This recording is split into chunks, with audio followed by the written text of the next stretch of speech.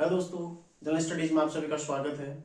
दोस्तों, आज हम इस क्लास में चर्चा करेंगे जो मेरे द्वारा प्रैक्टिस सेट करवाया गया था, प्रैक्टिस सेट संख्या 7, जो कि दिनांक दिनांक 3/1/2023 को कराया गया था। ठीक है, उसके पहले 50 क्वेश्चन हम इसमें देखने वाले हैं। तो आप लोग नोटबुक लेकर तैयार रहिए, क्योंकि आपको बहुत सारा मैटर इसमें रिवीजन के लिए मिलने वाला है। ठीक है, तो शुरू करते हैं। देखो, सबसे पहला क्वेश्चन है, मेरा पहाड़ निम्नलिखित में से किसके द्वारा रचित है? मेरा पहाड़ किसके द्वारा रचित है? इसमें ऑप्शन सी सही है। ठीक है, शेखर जोशी द्वारा रचित है, शेखर जोशी। ठीक है, तो इनकी हाल ही में मृत्यु हो गई, और मृत्यु कब हुई है पूछी जा सकती है, क्योंकि बहुत बड़े साहित्यकार यहाँ के रहे। ठीक है, 4/10/2022 को इनकी मृत्यु हुई थी। ठीक है, और इनकी जो रचना है, देखो इसमें मेरा पहाड़ इनकी एक महत्वपूर्ण रचना है, जो कि पहले यूकेपीएससी पूछ चुका है। इसके अलावा इनकी रचना देखो, कोशिका घटवार, गलता लोहा, नौरंगी बीमार है। ठीक है, इस तरह की इनकी कई सारी रचना है। तो मेरे द्वारा प्लेलिस्ट इनकी दी गई, प्लेलिस्ट में इनके बारे में बताया गया। ठीक है, कवियों की जो प्लेलिस्ट है, तो उसमें से आप लोग देख लीजिएगा। दूसरा देखो, निम्नांकित में कौन तत्सम शब्द का उदाहरण नहीं है? तो इसमें तत्सम शब्द देखो, अंधकार तत्सम शब्द है। ठीक है, अन्यत्र भी तत्सम है, और कदली भी तत्सम है। तो इसमें तत्सम कौन सा नहीं है? अमूल। ठीक है, अमूल का क्या हो जाएगा? अमूल्य। अगला देखो, निम्नलिखित में से कौन सा वर्ण स्पर्शी व्यंजन का उदाहरण नहीं है? ठीक है, देखो व्यंजन, टोटल व्यंजन कितने हैं? 39। ठीक है, 39 व्यंजन है। इनको हम बांटते हैं तो किस किस रूप में ये पढ़ते हैं? देखो, सबसे पहले स्पर्शी व्यंजन। ठीक है, फिर कौन से आ जाएंगे? अंतःस्थ। ठीक है, फिर कौन से आ जाएंगे? संघर्षी। फिर कौन से आ जाते हैं? द्विगुण। ठीक है, और फिर आते हैं संयुक्त। ठीक है, देखो स्पर्शी कितने? 25। कौन कौन से? क वर्ग, च वर्ग, ट वर्ग, त वर्ग और प वर्ग। ठीक है, अंतःस्थ कौन कौन से? य, र, ल और व। संघर्षी कौन कौन से? स। ठीक है, स और ह। ठीक है, द्विगुण कौन कौन से? एक ल और एक ड़। ठीक है, संयुक्त कौन कौन से होंगे? देखो, क्ष, त्र, ज्यों। ठीक है, और स्र। ठीक है, इनका भी संयोग किस किस रूप में बनते हैं? क धन स। ठीक है, त धन र, ज धन यो और श धन र। ठीक है, तो ये हो गए पूरे व्यंजन। देखो 25, 4, 4, 2, 4, 4, 2, 6, 4, 10, 14, 25 और 14, 39। ठीक है, तो टोटल व्यंजन कितने हो गए? 39 हो गए। और इस तरह देखो, क वर्ग यानी कि क ख ग घ ङ, च छ ज झ य, ट ठ ड ढ ण, त थ द ध न और प फ ब भ म। ठीक है, ये आते हैं स्पर्शी में। अंतःस्थ में कौन कौन से आते हैं? य, र, ल और वो। ठीक है, संघर्षी में ये 4, द्विगुण में ये दोनों और संयुक्त में ये 4। इसके बाद भी इनको अलग अलग बांटा गया। ठीक है, लेकिन जो मुख्य है, देखो ये मुख्य है। इसके पश्चात आप अगर अंदर जाएंगे, अल्प प्राण, महाप्राण, सघोष, अघोष। ठीक है, बाकी अनुस्वार। तो इस तरह से इनको बांटा गया है। ठीक है, लेकिन जो मुख्य तौर पर यदि आप देखते हैं, क्वेश्चन पूछा गया था स्पर्शी नहीं है, तो ये स्पर्शी व्यंजन है और ये स्पर्शी नहीं है। ठीक है, तो इसमें ऑप्शन सी लॉ ये हो जाएगा गलत की लॉ क्या है? अंतःस्थ व्यंजन है। ठीक है, अगला देखो, जिसके लिए क्रिया की गई हो। बहुत आसानी क्वेश्चन था। ठीक है, आपने कारक पढ़े होंगे। ठीक है, कारक और विभक्ति। जैसे कर्ता। ठीक है, कर्ता ने, कर्म को। ठीक है, करण से, संप्रदान के लिए। यही मेरे द्वारा पूछा गया था। ठीक है, जिसके लिए क्रिया की गई हो। ठीक है, संप्रदान के लिए, तो यही पूछा गया था। तो इस तरह से भी ठीक है, कर्ता ने कर्म को कर्ण से, संप्रदान के लिए। तो ऐसे भी आपसे पूछ सकता है, कर्ण से संबंधित विभक्ति कौन सी है? अपादान से ये अलग होने वाली है। ठीक है, अलग। ठीक है, फिर आता है अधिकरण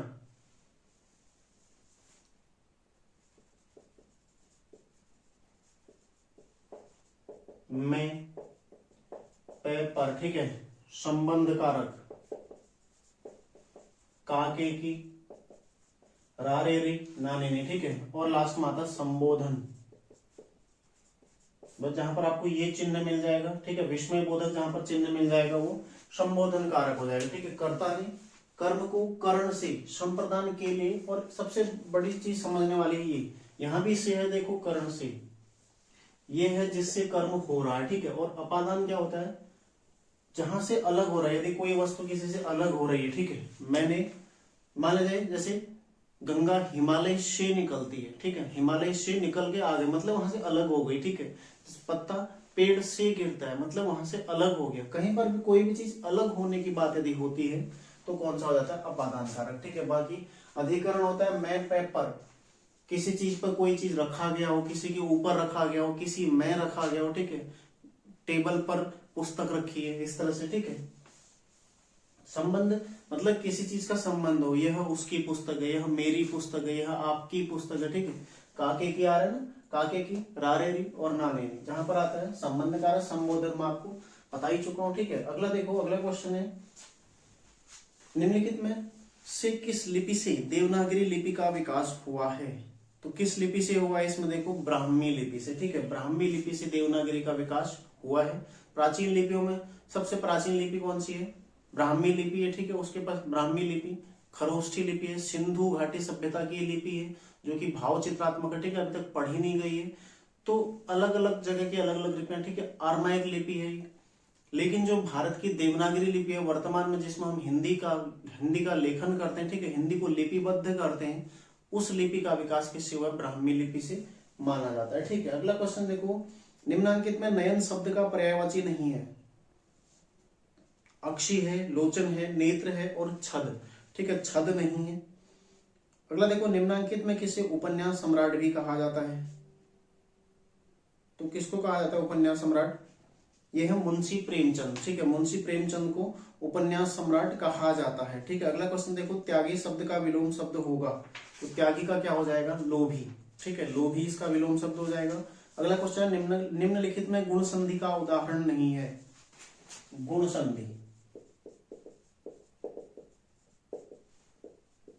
अ प्लस ई, ए, ठीक है, आ plus E, A oblique A, ठीक है, ओ प्लस उ, ओ औ, ठीक है, और ऐसे ही आ प्लस उ, सेम, ये होती है गुण संधि। औ के पश्चात यदि ई आए तो ए और उ आए तो ओ या औ हो जाता है, ठीक है। तो ये गुण संधि होता है। देखो इसमें अब जो इसमें ऑप्शन देंगे, आपको ये नियम पता है तो सीधा ऑप्शन ट्राई करो, ठीक है। सदाधन, ए क्या है, सदैव, ठीक है, ठीक है, सदैव है, ठीक है। अगला क्या है, देखो इसमें देवेंद्र है, अगला है इसमें नरेंद्र, और फिर है महोत्सव।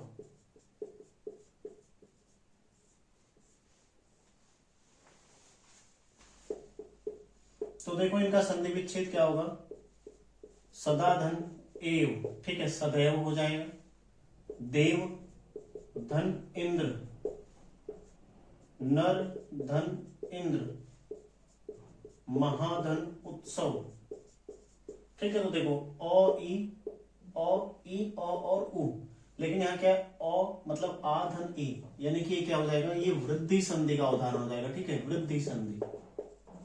तो आपने ध्यान रखना है इस तरह से, ठीक है। पहले नियम देख लिया करो, उसके पश्चात सीधा अप्लाई करना है इस पे, बस हो गया। बहुत ही आसान होता है संधि विच्छेद करना, ठीक है, ज्यादा मुश्किल नहीं है। अगला देखो, नव वर्ष मंगलमय हो अर्थ के आधार पर किस प्रकार का वाक्य है। तो नव वर्ष मंगलमय हो किस प्रकार का है, इच्छावाचक वाक्य, ठीक है। अगला देखो, निम्नांकित में भिन्न भिन्न शब्द का चयन कीजिए। तो इसमें देखो, इसमें तत्सम शब्द हमें देखना था। घोड़ा क्या है, तद्भव है, ग्वाल भी तद्भव है और किसान भी, ठीक है। गोपाल क्या है, गोपाल तत्सम है, ठीक है। घोड़ा का क्या हो जाएगा, घोटक, ग्वाल का क्या हो जाएगा, गोपाल, ठीक है, और किसान का क्या हो जाएगा, कृषक हो जाएगा। अगला देखो, निम्नलिखित शब्दों में पुल्लिंग शब्द का उदाहरण नहीं है।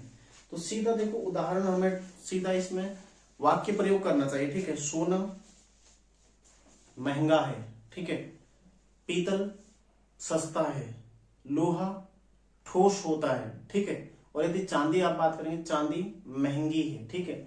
चांदी महंगा है कोई नहीं बोलता, चांदी महंगी है ये बोला जाता है, ठीक है। तो ध्यान रखिएगा, तो चांदी इसका ऑप्शन सही हो जाएगा, क्वेश्चन नंबर 12 का ऑप्शन डी।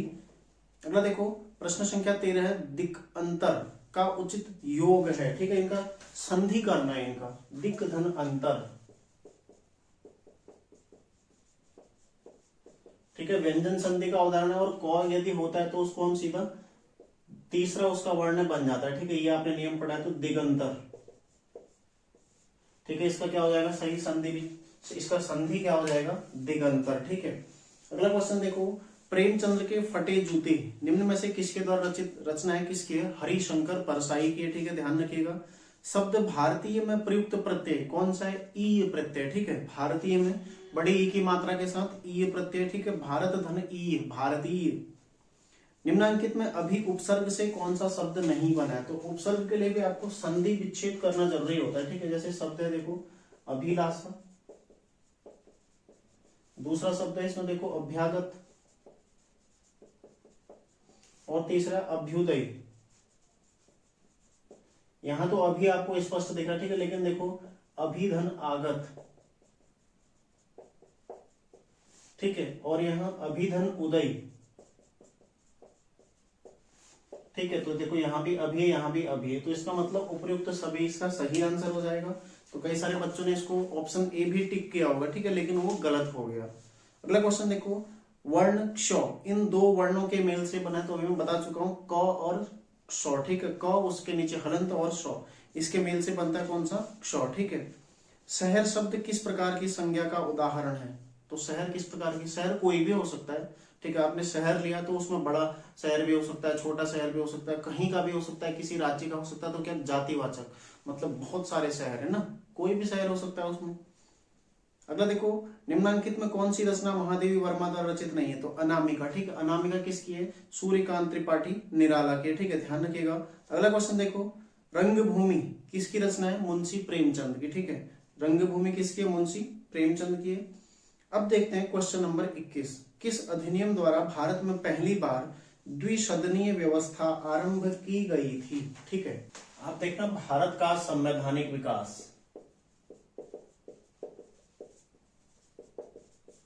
बस नोट करते रहो आप लोग। ठीक है, देखो सबसे पहला है रेगुलेटिंग एक्ट, जो कि कब आता है, 1773। ठीक है, इसमें क्या क्या होता है ध्यान रखिएगा, मैं फटाफट आपको बता रहा हूं। ठीक है, सुप्रीम कोर्ट की स्थापना होती है कहां, कलकत्ता में। ठीक है, जिसके चीफ जज कौन होता है, एलिजा एम्पे। दूसरा क्या होता है, देखो बंगाल के गवर्नर को, बंगाल के गवर्नर को बंगाल का गवर्नर जनरल। ठीक है, बंगाल का गवर्नर जनरल बना दिया। ठीक है, प्लस मुंबई और मद्रास, मुंबई प्लस मद्रास उसके अधीन कर दी गई। ठीक है, उसके अधीन, मतलब बंगाल का जो गवर्नर था, बंगाल में जो गवर्नर की जो गवर्नर का पद था उसको बंगाल का गवर्नर जनरल बना दिया, और उसके अधीन मुंबई और मद्रास की जो प्रेसिडेंसियां थी उनको भी उसके अधीन कर दिया गया। लेकिन यहाँ पर कानून की शक्तियां, इनको कानून बनाने की शक्तियां कुछ मात्रा में दी गई थी। ठीक है, तो भारत में केंद्रीकरण की शुरुआत यहीं से हुई, केंद्रीकरण की शुरुआत, केंद्रीकरण की शुरुआत। ठीक है, इस प्रकार क्या हुई, केंद्रीकरण की शुरुआत हुई, ध्यान रखिएगा। ठीक है, बाकी छोटे मोटे फैक्ट हैं, जैसे कंपनी के अधिकारी कर्मचारियों को उपहार और रिश्वत लेना प्रतिबंधित कर दिया गया था। ठीक है, तो रेगुलेटिंग एक्ट कब आया था, 1773 में। इसके पश्चात आता है पिट्स का इंडिया एक्ट। ठीक है, पिट्स इंडिया एक्ट कब आता है, 1784। ठीक है, 1784 में आता है, और इसमें क्या होता है, एक होता है नियंत्रक बोर्ड। ठीक है, नियंत्रक बोर्ड, बोर्ड ऑफ कंट्रोल, नियंत्रक बोर्ड की स्थापना। ठीक है, स्थापना और कंपनी की व्यापारिक प्लस राजनीतिक कार्य। ठीक है, राजनीतिक कार्य अलग अलग कर दिए गए। ठीक है, पृथक पृथक हो गए। व्यापारिक कार्य किसके पास चले गए, निदेशक बोर्ड के पास। ठीक है, बोर्ड कोर्ट ऑफ डायरेक्टर्स। ठीक है, निदेशक बोर्ड, और राजनीतिक कार्य नियंत्रक बोर्ड। ठीक है, नियंत्रक बोर्ड के पास चले गए। तो इस प्रकार पहली बार मतलब द्वैध शासन की स्थापना होगी। ठीक है, पहली बार नहीं, इससे पहले भी हो चुका था, द्वैध शासन बंगाल में लगाया जा चुका था, क्लाइव के द्वारा पहले ही लगाया जा चुका। ठीक है, द्वैध शासन की स्थापना तो पहली बार द्वैध शासन कब लगा, यदि कानूनों की बात करें तो इसके हिसाब से पहली बार कब लगा था, 1784 में, ठीक है।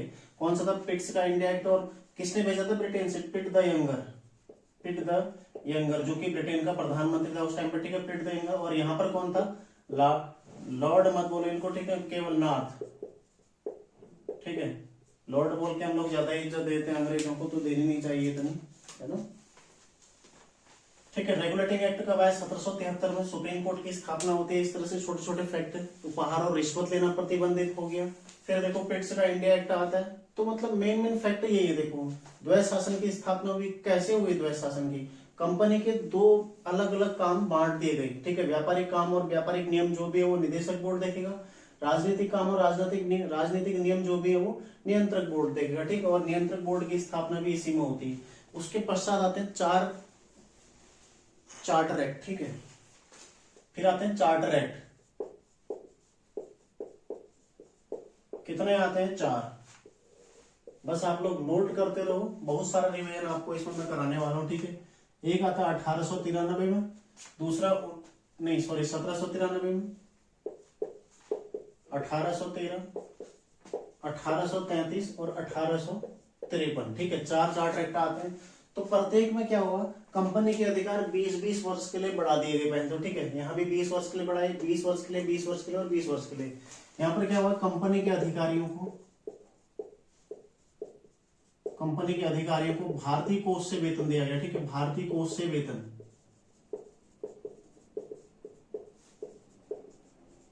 ठीक है। ये इसकी महत्वपूर्ण है।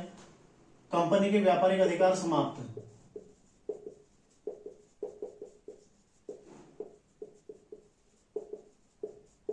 अधिकार समाप्त, ठीक है। केवल किस किस पर रखे, केवल चाय प्लस चीन के साथ व्यापार को छोड़कर,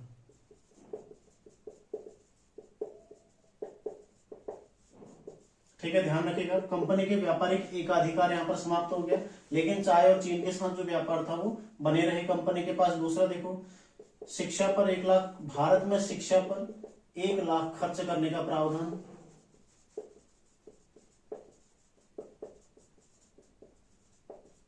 ठीक है। और तीसरा इसमें क्या था, महत्वपूर्ण पहलू क्या था इसका, तीसरा एक और, जो ईसाई मिशनरी थे, ईसाई मिशनरी, ठीक है, को भारत में धर्म प्रचार की अनुमति,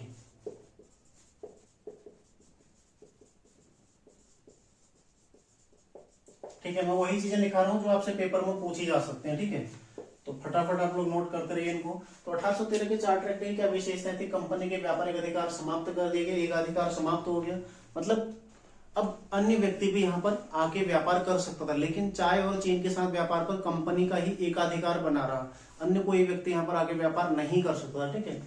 लेकिन जब पूरी तरह समाप्त हो गए तो फिर हर क्षेत्र, मतलब आएगा कौन, ब्रिटेन का लाइसेंस तो उन्हीं को मिलेगा, है ना। ध्यान रखना आपने इस बात को, कंपनी के व्यापारिक एकाधिकार समाप्त हो गए, लेकिन चाय और चीन के साथ बना रहा, ठीक है। शिक्षा पर 1 लाख रुपए खर्च, और ईसाई मिशनरी को भारत में धर्म प्रचार की अनुमति, मतलब कोई भी बाहरी व्यक्ति, एकाधिकार समाप्त हो गए तो किसी को भी लाइसेंस मिल गया, ठीक है। अब कोई भी आकर यहाँ पर व्यापार कर सकता था। फिर 1833, बंगाल का गवर्नर क्या बन गया, भारत का गवर्नर बन गया, ठीक है, भारत का गवर्नर,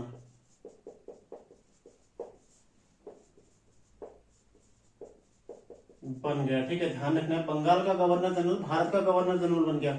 तो भारत का पहला गवर्नर जनरल कौन बना, विलियम बेंटिक, ठीक है। विलियम बेंटिक भारत का पहला गवर्नर जनरल बनता है। दूसरा क्या हुआ था, यहाँ पर जो हमने देखा था अभी 1773 में कानून बनाने की शक्ति दी गई थी, बंगाल प्लस मद्रास प्रेसिडेंसी थी, तो ठीक है, प्रेसिडेंसी से कानून बनाने की शक्ति ले ली, ठीक है,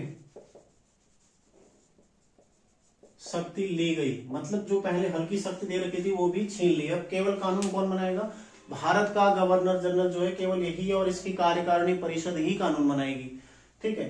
तो इससे क्या होता है, इस प्रकार क्या होता है, भारत में जो केंद्रीकरण की शुरुआत हुई थी 1773 में, वो लक्ष्य कहां पर पूरा हो जाता है, 1833 में, यानी कि केंद्रीकरण, पूरी तरह केंद्रीकरण हो गया, ठीक है। केंद्रीकरण लागू, यानी कि पूरी तरह क्या हो गया, केंद्रीकरण हो गया। कानून कौन बनाएगा, केवल केंद्र बनाएगा, ठीक है। ध्यान रखिएगा आप लोग, उसके पश्चात इसमें क्या होता है, देखो कंपनी के जो व्यापारिक एकाधिकार था पूरी तरह समाप्त। कंपनी का व्यापारिक एकाधिकार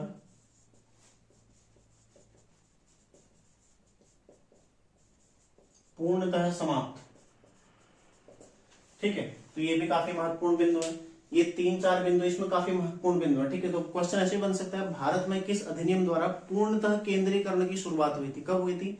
1833 के द्वारा। भारत में किस अधिनियम द्वारा केंद्रीकरण की शुरुआत हुई थी? ठीक है, पूर्णतः केंद्रीकरण कब हुआ? 1833 में, लेकिन शुरुआत कहां से हुई? 1773 से। ठीक है, क्वेश्चन ऐसे बन सकता है, भारत में पहली बार वैध शासन किस अधिनियम द्वारा लगाया गया? कब लगाया गया था? 1784 के पिट्स इंडिया एक्ट से। ठीक है, तो कहीं से भी इसमें क्वेश्चन आ सकता है आपको। ठीक है, कुछ भी पूछा जा सकता है, तो आप लोगों ने तैयार रहना प्रत्येक क्वेश्चन के लिए। साथ ही देखो 1833 में और क्या क्या हुआ था। इसके अलावा जो हुआ था, एक इसमें फैक्ट था कि 1833 में भारतीयों जो परीक्षा होती थी ना, सिविल सेवा परीक्षा, क्योंकि सिविल सेवा परीक्षा तो कार्नवालिस के टाइम से हो रही है 1792 से, तो उसके लिए उसमें भारतीयों को शामिल करने के लिए पहली बार इसमें प्रयास किया गया था, लेकिन असफल रहा। ठीक है, प्रतियोगितात्मक परीक्षा जो होती है, ठीक है, कॉम्पिटिटिव एग्जाम, उसको कराने का प्रयास किया गया था, लेकिन असफल रहा। ठीक है, ध्यान रखिएगा, तो उसमें भारतीय को शामिल नहीं किया गया, लेकिन प्रयास हुआ। तो ये क्वेश्चन यूकेपीएससी पूछ चुका है, किस में पहली बार प्रयास किया गया और कहां पर पूरी तरह सफल हो गया? 1853, अगले में हो गया। ठीक है, यहाँ पर पूरी तरह प्रतियोगितात्मक परीक्षा यहाँ पर आयोजित की गई। ठीक है, भारतीयों को शामिल करने की यहाँ से शुरुआत हो चुकी थी। तो ध्यान रखिएगा 1833 तक का। फिर 1853 में क्या आता है? वही सबसे पहले प्रतियोगितात्मक परीक्षा।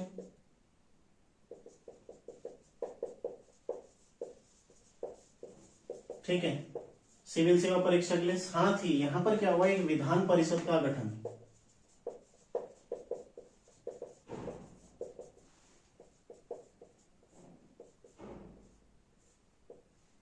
विधान परिषद का गठन। ठीक है, यहां पर क्या होता है? एक विधान परिषद का गठन होता है।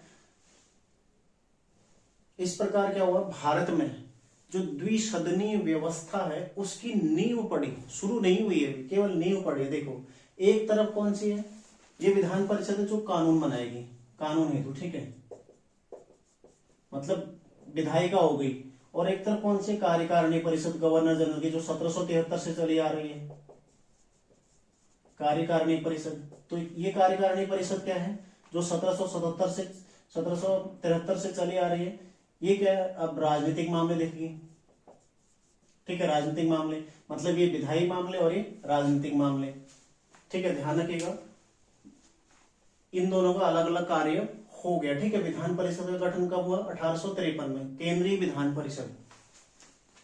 लेकिन यहाँ पर कंपनी का जो व्यापारिक अधिकार है उसको बढ़ाया नहीं। देखो, यहां से बढ़ाया था ना, यहाँ 30 वर्ष के लिए बढ़ाया, फिर 30 वर्ष के लिए, सॉरी 20 वर्ष के लिए। ठीक है, फिर 20 वर्ष, फिर 20 वर्ष, लेकिन यहाँ नहीं बढ़ाया। और यहाँ पर यह व्यवस्था की गई कि कंपनी के अधिकारों को कभी भी समाप्त किया जा सकता है, मतलब कंपनी को कभी भी भंग किया जा सकता है। तो इसी प्रकार फिर आता देखो एक 1858 का भारत शासन अधिनियम। ठीक है, 1858 भारत शासन अधिनियम।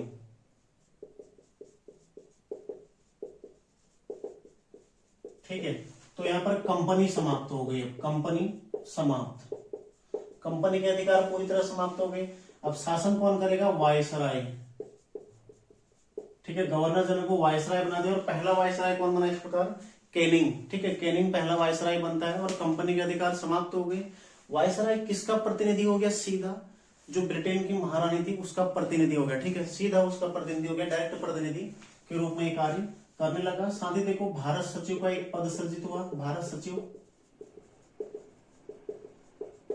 ठीक है, यहीं से आता, ध्यान रखिएगा। तो ये कुछ महत्वपूर्ण फैक्टर 1858 के भारत शासन अधिनियम के। ठीक है, कंपनी का शासन समाप्त हो गया। अब वायसराय, भारत के जो गवर्नर जनरल उसको वायसराय कहा जाने लगा। और पहला वायसराय कौन बनता है? कैनिंग। ठीक है, और भारत सचिव का पद इसमें शुरू हो गया। फिर देखते हैं आगे, देखो 1861 का परिषद अधिनियम। इसके बाद 3 परिषद अधिनियम आते हैं। ठीक है, परिषद अधिनियम।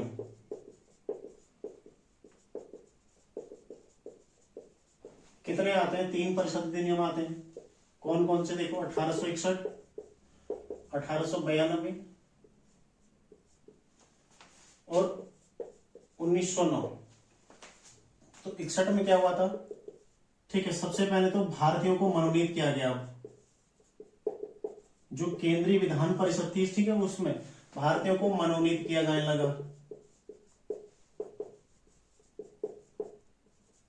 तो पहली बार कौन कौन मनोनीत हुए थे, ठीक है, पटियाला के राजा और सर दिनकर राव, एक और थे, पटियाला के राजा सर दिनकर राव, और 3 लोगों को मनोनीत किया गया कुल मिलाकर, ठीक है। तो 3 यहाँ पर मनोनीत हुए थे, एक पटियाला के राजा थे और एक दिनकर राव थे और एक अभी ध्यान नहीं आ रहा है, ठीक है, चेक कर लेता हूं एक बार, ठीक है। तो पटियाला के राजा, बनारस के महाराजा और सर दिनकर राव, 3 लोगों को इसमें मनोनीत किया गया था। दूसरा देखो पोर्टफोलियो सिस्टम,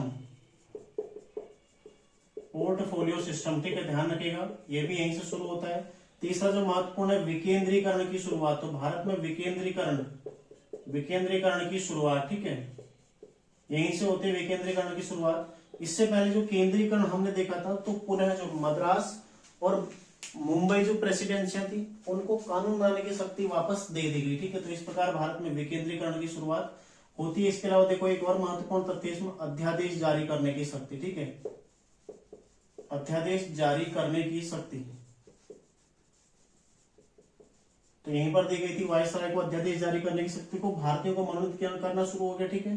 केंद्रीय विधान परिषद में गैर अस्थायी सदस्य, ठीक है। उसके अलावा देखो विकेंद्रीकरण की शुरुआत हो गई और अध्यादेश जारी करने की शक्ति, पोर्टफोलियो सिस्टम यहां से शुरू हो गया। फिर देखो 1892 में क्या होता है, अब जो सदस्य थे विधान परिषद के वो बजट पर बहस कर सकते थे, ठीक है, लेकिन जो सबसे महत्वपूर्ण है वो निर्वाचन, वो भी कैसा, अप्रत्यक्ष निर्वाचन, ठीक है, अप्रत्यक्ष निर्वाचन हुआ था और इसमें निर्वाचन शब्द का प्रयोग भी नहीं हुआ था, यही इसकी एक विशेषता है। 1909 में देखो इसको मार्ले मिंटो सुधार भी कहा था, ठीक है, मार्ले मिंटो सुधार या मिंटो मार्ले सुधार इसको कहा था, ठीक है, ध्यान रखिएगा। क्यों प्रसिद्ध है, सांप्रदायिक निर्वाचन प्रणाली,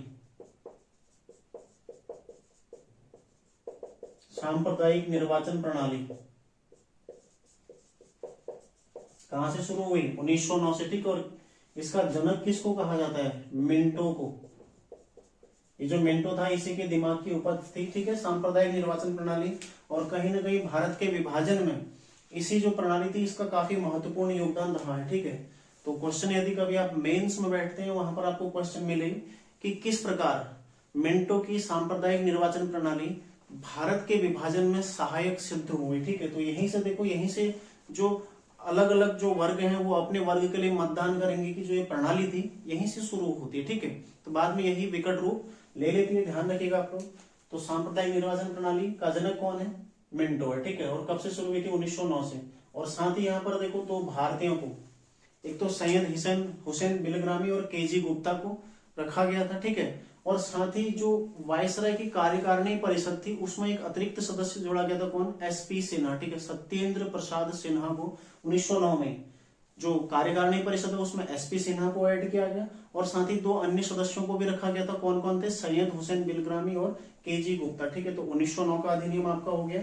ये कौन से तीनों, परिषद अधिनियम। तो क्वेश्चन ये भी बन सकता है क्योंकि 1858 क्या था, भारत शासन अधिनियम, 1861 क्या, परिषद, 92 क्या है, परिषद, 1909 क्या है, परिषद। अब जो आएंगे 2 वो आते हैं भारत शासन अधिनियम, फिर से, ठीक है, शासन अधिनियम, ठीक है। 2 आए, इसके बाद कौन कौन से आए, 1919 और 1935। तो महत्वपूर्ण बात क्या है, देखो 1919 का इसको क्या कहता है, मॉन्टेग्यू चेम्सफोर्ड,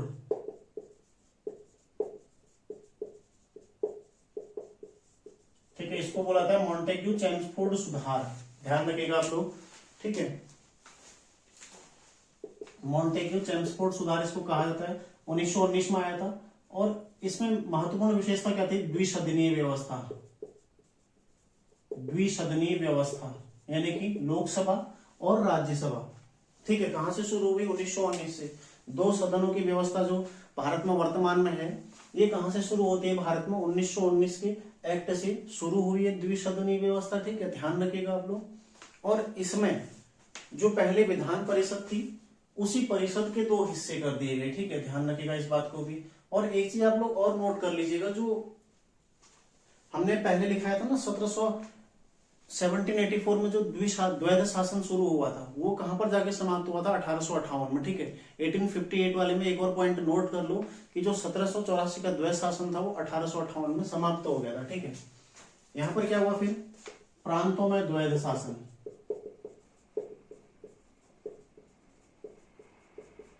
यानी कि जो प्रांतों के विषय थे उनको आरक्षित विषय और हस्तांतरित विषय दो भागों में बांट दिया गया और इस प्रकार प्रांतों में द्वैध शासन शुरू हो गया, ठीक है।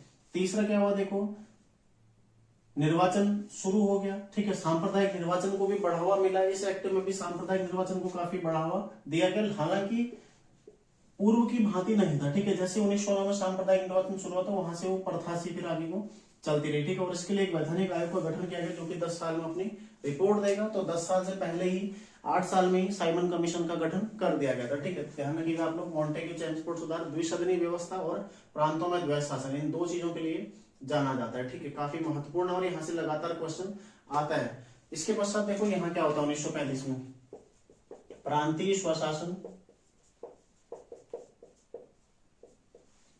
ठीक है। प्रांतीय स्वशासन की शुरुआत होती है। और दूसरा क्या, देखो, जो प्रांतों में द्वैध शासन है उसको समाप्त कर देगा, ठीक है। प्रांतों में द्वैध शासन समाप्त,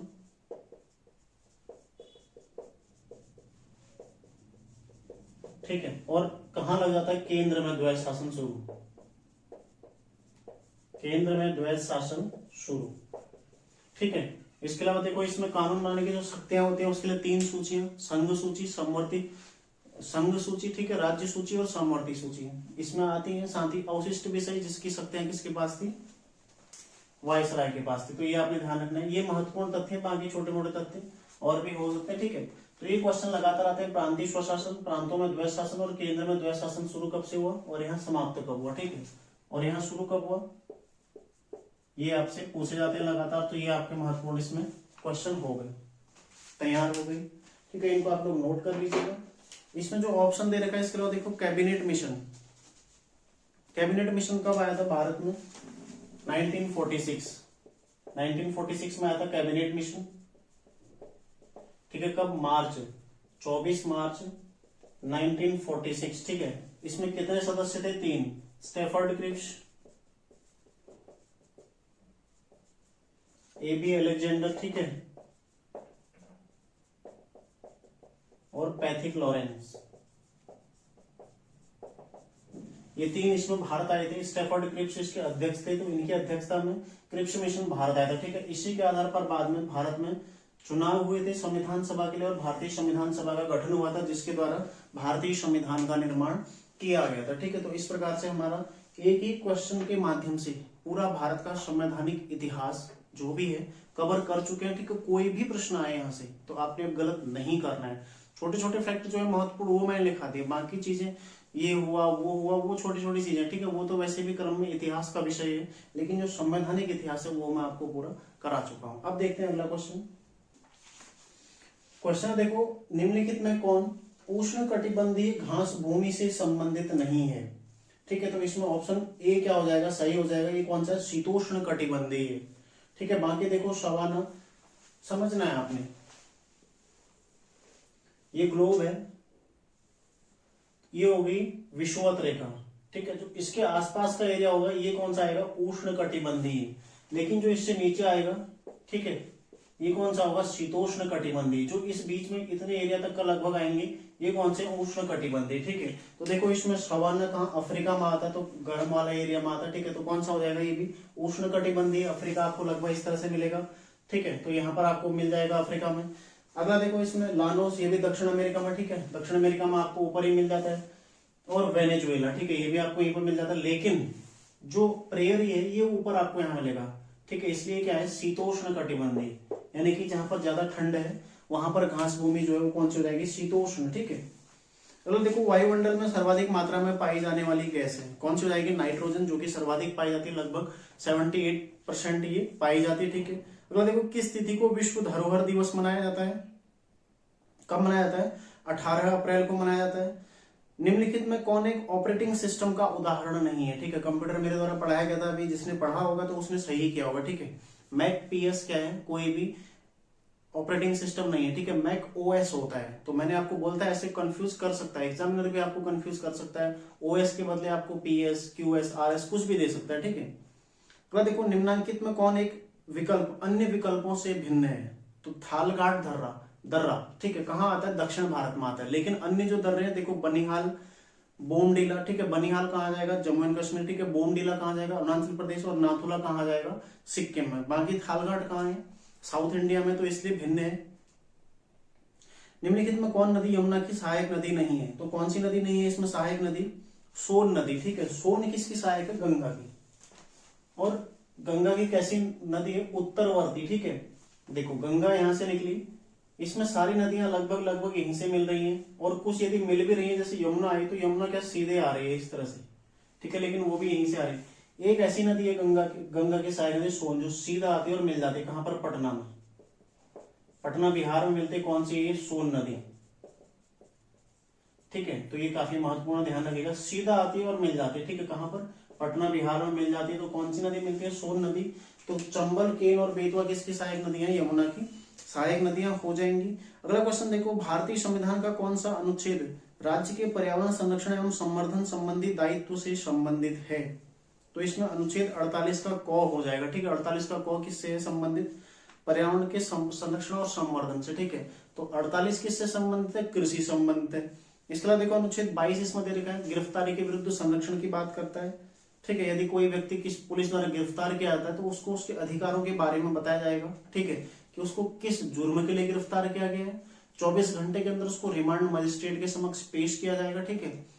तो ये उसके कुछ अधिकार हैं, अपने लिए वो अधिवक्ता कर सकता है, उसके लिए भी स्वतंत्र है। उसको बाध्य नहीं किया जाएगा कि वो अपना दोष मतलब अपना जुर्म कबूल करे, ठीक है। फिर देखो अनुच्छेद 45 क्या, अनिवार्य शिक्षा, जो एक 6 से 14 वर्ष के बच्चों के लिए 11वां कर्तव्य जोड़ा गया है, ठीक है, कि प्रत्येक माता पिता का कर्तव्य होगा। तो ये भी 45 क्या है कि राज्य का राज्य यह चाहिए, ठीक है, राज्य के लिए भी ये कर्तव्य निर्धारित किया, मतलब कर्तव्य नहीं कहेंगे, तो नीति निषेध तत्व का हिस्सा है क्योंकि वाद योग्य नहीं है। तो राज्य क्या करेगा, 6 से 14 वर्ष के बच्चों की शिक्षा के लिए उचित प्रावधान करेगा, ठीक है। और बाकी जो 47 है, अनुच्छेद 47 किससे संबंधित है, पोषाहार से संबंधित है, ठीक है।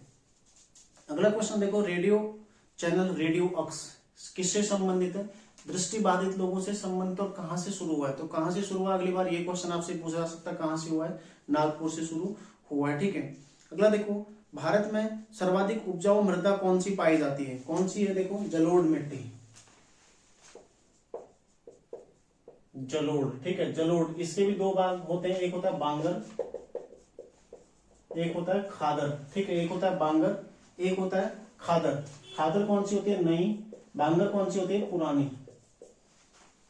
नदी आई और अपने साथ मिट्टी लेकर आई, और जैसे जैसे समतल में पहुंची ये जमा करते रही साइड को, ठीक है। ये जो मिट्टी जमा हो रही है ये कौन सी है, खादर, समझना इस चीज को, ठीक है, खादर। और जो पहले की मिट्टी थी, इस नई मिट्टी ने उसको और पीछे की ओर धकेल दिया, तो जो पीछे की ओर जो पुरानी मिट्टी है कौन सी है, बांगर, ठीक है क्या है, दोनों जलोढ़, ठीक है। जलोढ़, जल जिसको जो जल के साथ आई है, जलोढ़, ठीक है, जो जल के साथ आई कौन सी हो जाएगी, जलोढ़ मिट्टी, जो कि सर्वाधिक उपजाऊ होती है। ये भी दो प्रकार की होती है, एक खादर और एक बांगर, ठीक है। खादर मिट्टी जो नई है और बांगर मिट्टी जो पुरानी है, समझ गए होंगे आप लोग, ठीक है। तो क्वेश्चन अब यहाँ से पूछ गया है। इसमें एक और जो मिट्टी दे रखी है वो है काली मृदा, ठीक है। काली मृदा जो कि कपास की खेती के लिए काफी महत्वपूर्ण है, कपास की उसमें अच्छी खेती होती है, ठीक है, और साथ ही उसको रेगुल मृदा भी कहा जाता है। अगर देखो हाल ही में आयोजित 36वें राष्ट्रीय खेलों में, ठीक है, योगासन में स्वर्ण पदक जीतने वाली खिलाड़ी कौन बनी, ये है पूजा पटेल, ठीक है। तो पहली बार योगासन को शामिल किया गया था इस बार, इसमें स्वर्ण पदक जीतने वाली कौन बनी है, पूजा पटेल, ठीक है। आयोजित कहाँ हुए थे, गुजरात में, और शुभंकर क्या था, सावध, ठीक है, लिख लीजिएगा आप लोग। बाकी 37वें कहाँ होंगे, गोवा में होंगे, ठीक है। राज्य जिसके द्वारा हाल ही में मुख्यमंत्री बागवानी योजना आरंभ की गई है, तो किसके द्वारा की गई है, हरियाणा के द्वारा, ठीक है, हरियाणा के द्वारा शुरू की गई है। अगला क्वेश्चन देखो, उच्चतम न्यायालय के न्यायाधीश कितने वर्ष की अवधि तक पद पर बने रह सकते हैं, तो देखो इनके पद पर बने रहने की एक ही निश्चित चीज है, वो कौन सी, 65 वर्ष। लेकिन 65 वर्ष के अलावा कोई अन्य प्रावधान नहीं है कि 6 साल रहेंगे, 5 साल रहेंगे, 10 साल रहेंगे। उस स्थिति में वो यदि 55 में चले गए तो 10 साल भी रह जाएंगे, ठीक है। तो उस स्थिति में कुछ निश्चित नहीं है कि कितने वर्ष तक रहेंगे, लेकिन यदि उम्र 65 वर्ष हो गई तो रिटायर हो जाएंगे, ठीक है, ध्यान रखना आपने। अगला क्वेश्चन देखो, statue of knowledge, statue of knowledge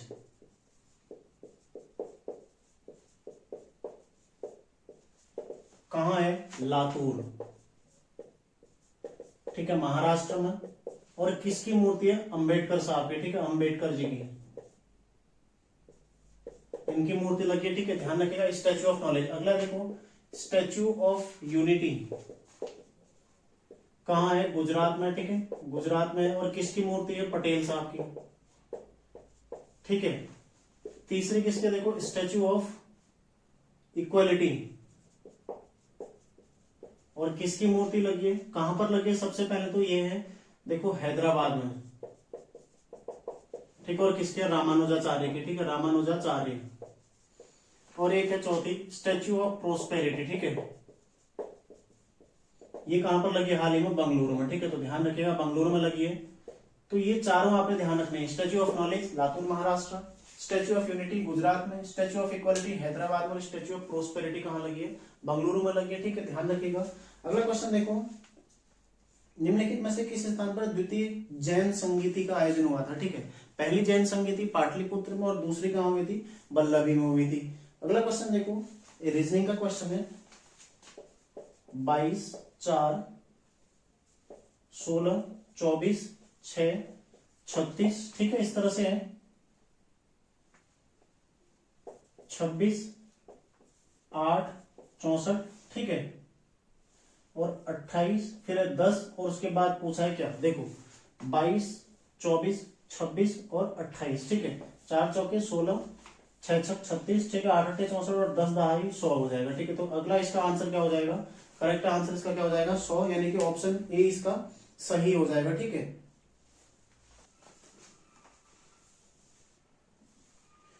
अगला प्रश्न है, देखो, किस तिथि को अंतरराष्ट्रीय बालिका दिवस मनाया जाता है? ठीक है, किस तिथि को मनाया जाता है? 11 अक्टूबर को, 11 अक्टूबर। और इस बार की थीम क्या थी?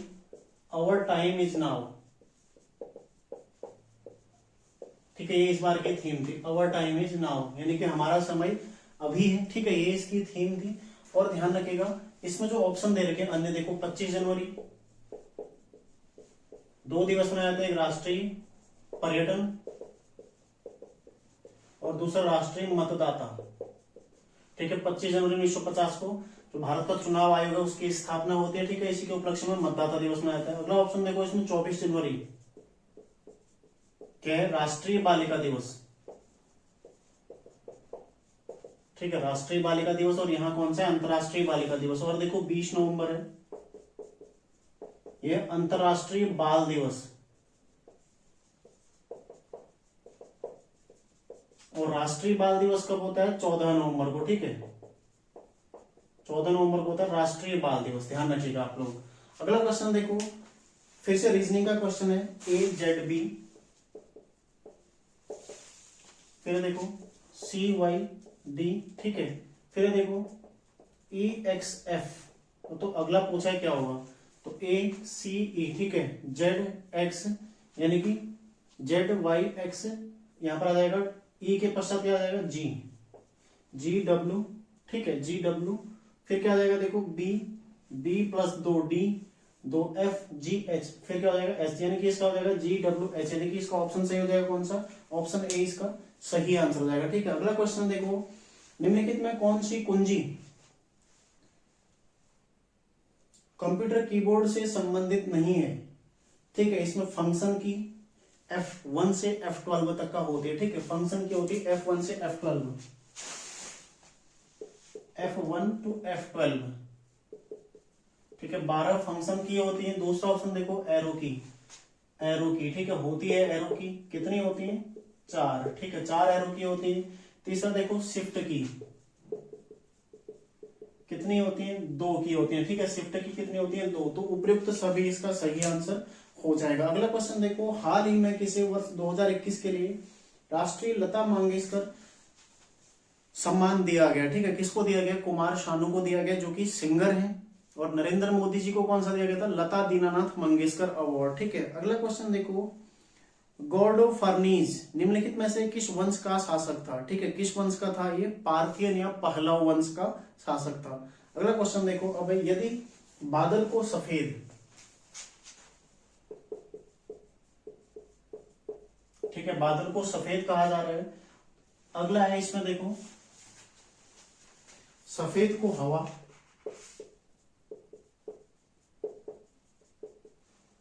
और हवा को देखो, हवा को क्या कहा जा रहा है? नीला, नीला को पानी,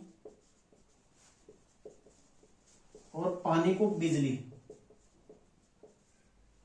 तो पूछ रहा है पक्षी कहां पर उड़ेंगे? तो पक्षी कहां उड़ते हैं?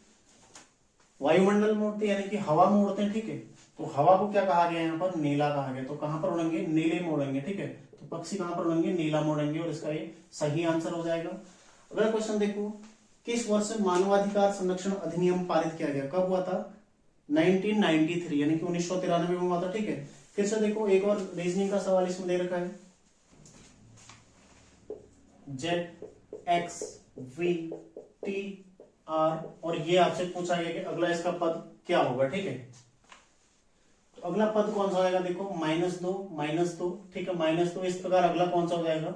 P, यानी कि आपने केवल दो गणना, Z में से 2X, फिर 2, ठीक है, फिर 2, फिर 2, फिर 2, P, Q और R। देखो, P के बाद 2 यदि आप प्लस करते तो कौन सा आता है? R आता। ठीक है, यानी कि -2 हो जाएगा। ठीक है, तो इसका ऑप्शन सी सही हो जाएगा।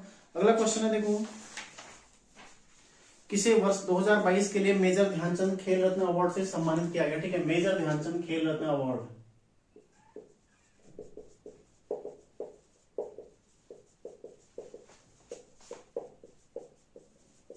2022 किसको दिया गया? शरद कमल को। ठीक है, शरद कमल को दिया गया। कौन है? टेबल टेनिस से संबंधित। ठीक है, और राष्ट्रमंडल खेलों में 3 स्वर्ण पदक इनके, सर्वाधिक स्वर्ण पदक। ठीक है, सबसे ज्यादा स्वर्ण पदक इन्हीं के द्वारा जीते गए थे राष्ट्रमंडल 2022 में, सर्वाधिक स्वर्ण। ठीक है, सर्वाधिक स्वर्ण पदक इन्हीं के द्वारा जीते गए थे, एक टेबल टेनिस टीम से, दूसरा सिंगल और तीसरा डबल्स का। ठीक है, तो स्वर्ण पदक इनके द्वारा जीते गए। तो मेजर ध्यानचंद खेल रत्न अवार्ड किसको दिया गया? शरद कमल को दिया गया। इसके अलावा देखो, अर्जुन अवार्ड किस किस को दिया गया? एक महत्वपूर्ण अर्जुन अवार्ड,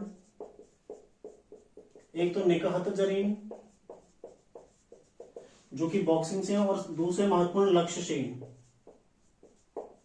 लक्ष्य सेन कहां के? उत्तराखंड के। ठीक है, इनको भी अर्जुन अवार्ड से सम्मानित किया गया। ठीक है, तो मेजर ध्यानचंद खेल रत्न अवार्ड कब से शुरू होता है? 1991 से। पूर्व में नाम क्या था इसका? राजीव गांधी खेल रत्न अवार्ड। ठीक है, उत्तराखंड से किसको दिया गया? अभिनव बिंद्रा को कब दिया गया था? 2002 में दिया गया था। ठीक है, मेजर ध्यानचंद खेल रत्न अवार्ड।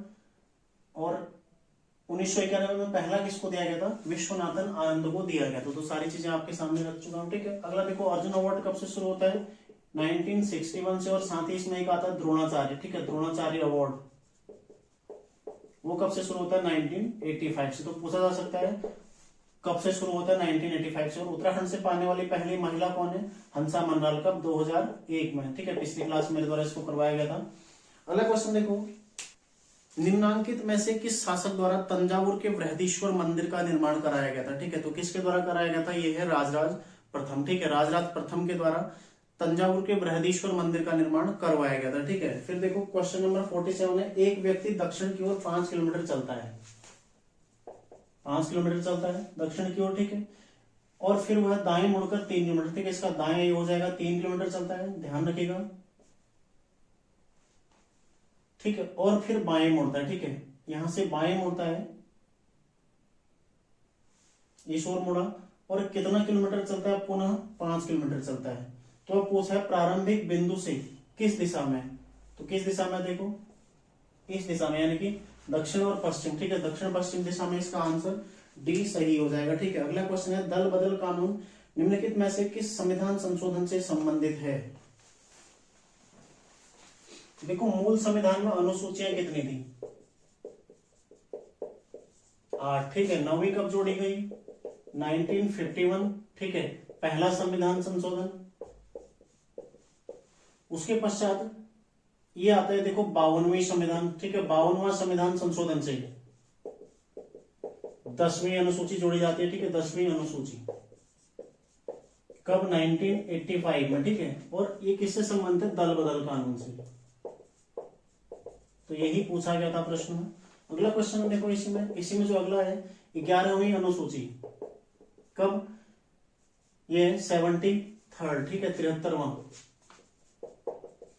संविधान संशोधन कब का? 1992 का। और 12वीं अनुसूची यह है 74वां संविधान संशोधन, ठीक है, 1992 का ये भी। तो ये भी आपने ध्यान रखना। 11वीं और 12वीं अनुसूची, ठीक है। 11वीं किससे संबंधित है? पंचायती राज से। और 12वीं किससे संबंधित है? नगर निकाय से, ठीक है। पंचायती राज के विषय कितने हैं? 29। नगरों के विषय कितने हैं? 18, ठीक है। तो ये सारी चीजें आपने ध्यान रखनी है। 11वीं अनुसूची है, 12वीं अनुसूची, 73वां संविधान संशोधन 1992, ठीक है, ये 74वां संविधान, ये 52वां। ये 4 अनुसूचियां जो बाद में जोड़ेंगे। और वर्तमान में कुल अनुसूचियां कितनी होगी? 12, ठीक है। वर्तमान में कितनी है? 12, ठीक है। 8वीं किससे संबंधित है?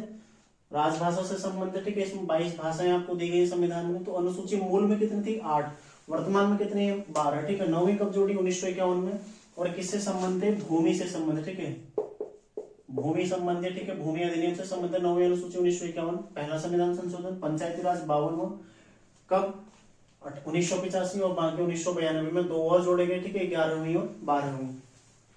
अगला क्वेश्चन देखो, निम्नलिखित में बाह्य मेमोरी, ठीक है, बाह्य मेमोरी मतलब जो हम बाहर से लगा रहे हैं, ठीक है, बाहर से उसमें प्रयोग कर, जैसे सीडी हमने डाला, प्ले करा, निकाल दिया, ठीक है, पेन ड्राइव लगाया, प्ले करा, निकाल दिया, तो वो क्या? बाह्य मेमोरी का उदाहरण है। लेकिन जो आंतरिक मेमोरी जो ऑलरेडी उसमें है, जैसे हम फोन देखते हैं, फोन में हमने चिप लगाया, ठीक है, इस तरह का एक चिप आता है, आपने फोन में लगाया, तो इसमें जो जो चीजें आपको प्रदर्शित हुई, लेकिन आपने जैसे इसको फोन से रिमूव कर दिया तो इसकी जो भी चीजें आपको कोई भी चीजें प्रदर्शित नहीं होंगी, ठीक है, ये बाह्य मेमोरी है। लेकिन जो आपके फोन में ऑलरेडी मेमोरी दे रखी है, ठीक है, आप देखते होंगे, आप रैम चेक करते हैं जब फोन लेते हैं, रैम, ठीक है, 8 GB है कि 6 GB है, ठीक है, ये सारी चीजें चेक करते हैं। और रोम कितनी है? 256 है, 512 है, या फिर उससे नीचे 128 है, या फिर 64 है, ये सारी चीजें चेक करते हैं ना। और यही बोलते हैं ना कि ज्यादा होगा तो अच्छा चलेगा, ठीक है। तो यही रोम और रैम क्या है? स्थायी मेमोरी है, मतलब फोन के अंदर की है, ठीक है, स्थायी, आंतरिक, ठीक है, आंतरिक मेमोरी है, अंदर की मेमोरी है, ध्यान रखिएगा, ठीक है। आंतरिक मेमोरी के उदाहरण है, यानी कि जो ऑलरेडी फोन पर है या फिर कंप्यूटर पर है। लेकिन जो पेन ड्राइव इत्यादि है, ये क्या है? ये बाह्य मेमोरी के, ठीक है, जैसे चिप कार्ड है, ये क्या है? बाह्य मेमोरी के उदाहरण है, ठीक है। ये मतलब हम बाहर से लगा रहे हैं, उसके पश्चात उसको प्रयोग किया और निकाल लिया, यूज किया और निकाल लिया, ठीक है। तो ये क्या है? बाह्य मेमोरी का उदाहरण। तो इस तरह से आप लोग समझ गए होंगे। अगला प्रश्न देखो, वर्ष 2022 में किस स्थान पर राष्ट्रमंडल खेलों का आयोजन किया गया था? तो कहां पर किया गया था राष्ट्रमंडल खेलों का आयोजन?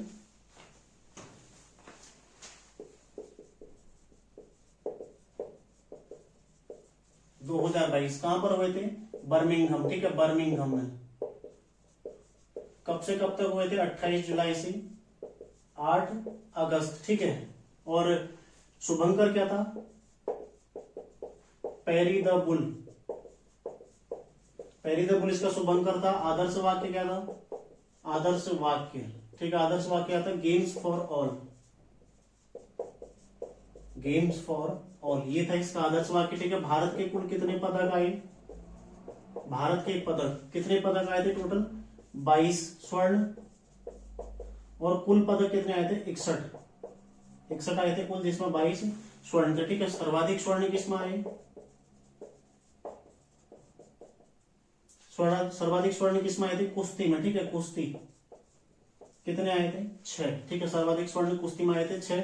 इसके अलावा देखो कुछ जो प्रमुख, मीराबाई चानू, इन्होंने जीता था स्वर्ण, जो कि भारत्तोलक है, ठीक है, इनके द्वारा स्वर्ण जीता गया था। निकहत जरीन, ठीक है। अगले लक्ष्य सेन, पीवी सिंधु, ठीक है। और एक और कौन थे? लक्ष्य सेन थे, ठीक है, पीवी सिंधु। और एक जो महत्वपूर्ण, शरद कमल, ठीक है, इनके द्वारा भी स्वर्ण पदक जीता गया था। तो ये ध्यान रखना आपने, और एक एथलीट थे एल्थोस पॉल, इन्होंने भी स्वर्ण पदक जीता था, ठीक है, ध्यान रखिएगा। तो देखो राष्ट्रमंडल खेल 2022 बर्मिंघम हुए थे, कब से कब तक हुए, 28 जुलाई से 8 अगस्त। कौन से नंबर के थे, 22वें नंबर के, ठीक है, 22वें नंबर के थे। अगले कहाँ होंगे, ऑस्ट्रेलिया में, कब होंगे, 2026, ठीक है, 23वें नंबर के होंगे। इस बार का शुभंकर क्या था, पहली द बुल, आदर्श वाक्य क्या है, गेम्स फॉर और, ठीक है। भारत के पदक कितने हैं, टोटल 22, और भारत का स्थान कौन सा था, 4th, ठीक है। पहले स्थान पर ऑस्ट्रेलिया, दूसरे पर अमेरिका, ठीक है, तीसरे पर कनाडा, चौथे में भारत, 5वें पर न्यूजीलैंड। तो इस तरह से क्रम था राष्ट्रमंडल खेल 2022, ठीक है। तो कुछ महत्वपूर्ण पदक जो यहाँ पर है मेरे द्वारा आपको लिखा दिए गए। तो कई बार मैं आपको इसको करा भी चुका हूँ, तो रिवीजन आप लोगों का लगातार हो रहा है, ठीक है। आप लोगों को तो याद ही हो गया होगा सुन सुनकर, ठीक है। तो ये है पहले के 50 क्वेश्चन। अगले 50 क्वेश्चन हम अगली क्लास में चर्चा करेंगे, ठीक है। जल्दी आप लोगों के लिए, शायद आज शाम को ही आप लोगों को अगली क्लास उपलब्ध कराने का प्रयास करूंगा। तो ठीक है, तो मिलते हैं नेक्स्ट क्लास में, आप लोग तैयारी करते रहिए। धन्यवाद।